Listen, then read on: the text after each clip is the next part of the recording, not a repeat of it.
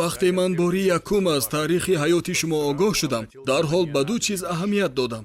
Якум, шумо бизнеси худатонро аз қарзи калон сар кардаед. бар замин он қарзи одамони дигар будааст. вале шумо ба ҳар ҳол қарор кардед ки он пулҳоро бармегардонед, ҳарчанд шумо метавонистед ин корро накунед. ва дуюм, ҳамагӣ дар 8 сол шумо дар кишварҳои рӯ ба инкишоф ё тавре ки мегӯянд дар кишварҳои сеюми ҷаҳон аз соҳибкорони оддӣ 64 миллионери доллардорро тарбия кардаед.